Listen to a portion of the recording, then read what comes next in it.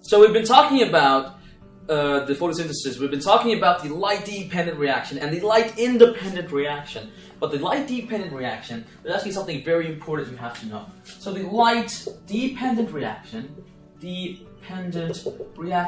we've been talking about this photosystem 2, we've been talking about this P680 system, and we've been talking about this P1 photosystem, P700 system, and of course,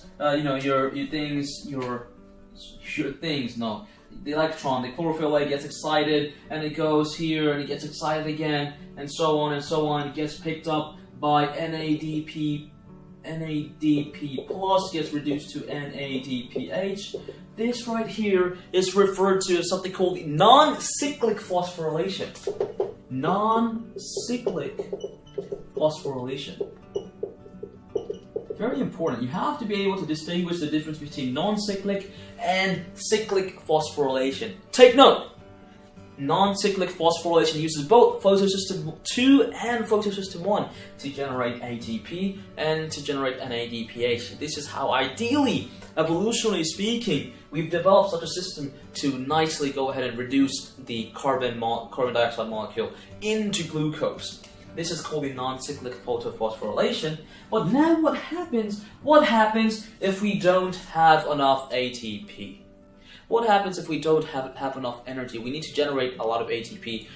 You might not know this, but plants need a lot of ATP to really carry out photosynthesis. So sometimes you're going to go ahead and do something noted as the cyclic phosphorylation. Cyclic phosphorylation. And in this system, you do not use photosystem 1. There is no NADPH involved. There is no involvement of replacing the lost electron. Let's see what happens. Well, in cyclic phosphorylation, you will use P2 system, photosystem 2, electron gets excited, gets up, very happy, travels down, and of course, proton will be pumped out and then into the ATP synthase channel towards the stroma, and you generate ATP. However, this electron right here now will go back to this photosystem 2, and then once again, a photon of light can excite this electron, can go down the chain, cytochrome chain, and keep going and going and going and going, and all you produce in cyclic phosphorylation is ATP. No NADPH. No photolysis occurs. No photolysis occurs. Please remember, cyclic phosphorylation, only P2 system.